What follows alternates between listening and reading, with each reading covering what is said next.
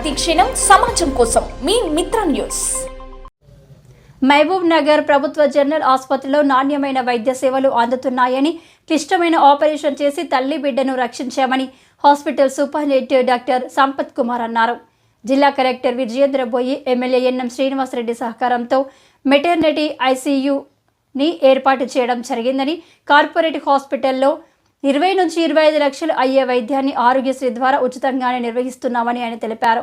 ప్రభుత్వ ఆసుపత్రిలో అన్ని విభాగాలకు సంబంధించి వైద్యపరమైన చికిత్సలు అందుబాటులో ఉన్నాయని, ప్రజలు ఈ సేవలను వినియోగించుకోవాలని ఆయన కోరారు. గత నెల జనవరి 10వ తేదీన డాక్టర్ లక్ష్మీ పద్మప్రియ ఆధ్వర్యంలో ఓబీజీ వైద్య బృందం, డాక్టర్ సునీల్ కుమార్ ఆధ్వర్యంలో జనరల్ సర్జరీ వైద్య బృందం, డాక్టర్ మాధవి ఆధ్వర్యంలో అనస్థీషియో వైద్యం కలిసి 39 సంవత్సరాలు లక్ష్మి అనే రోగికి గర్భాశయం పైన ఉన్న కంతిని శస్త్రచికిత్స చేసి తీసేశారని ఆయన గుర్తు చేశారు.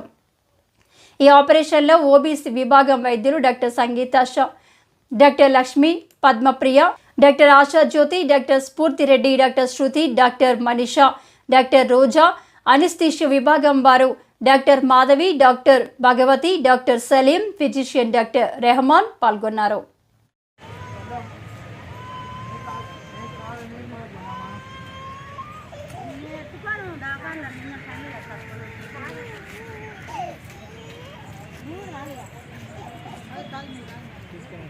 అందువల్ల గవర్నమెంట్ జనరల్ హాస్పిటల్ గురించి 2 ముక్కలు చెప్పాలంటే, ఒకటి రౌండ్ ది క్లాక్ కేర్ ఉంటుంది, మా హాస్పిటల్లో రౌండ్ ది క్లాక్ కేర్ ఉంటుంది.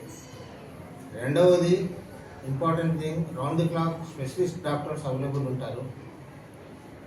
మూడో point, another major important point, అవసరానికి జనరల్ సర్జరీ వాళ్ళు రెడీగా ఉంటారు.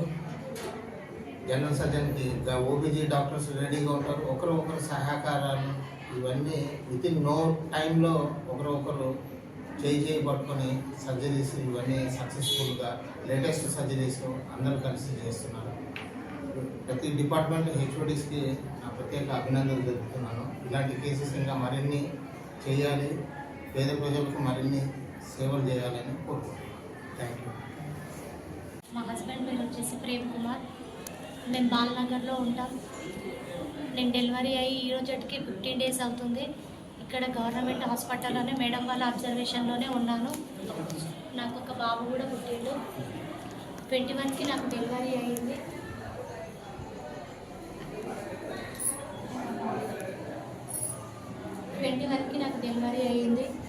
నాకు డెలివరీ అయినాక కూడా నా బాబుని నేను మంచిగానే చూసుకున్నాను. తెల్లవారుజామున దగ్గుతాము ఆయాసం వల్ల నన్ను నేను కోల్పోయాను, కోమాలంలోకి వెళ్ళిపోయాను. మేడం వాళ్ళందరూ యూనిటీగా టీం వర్క్ లాగా వచ్చి నా ప్రాణాలు కాపాడారు.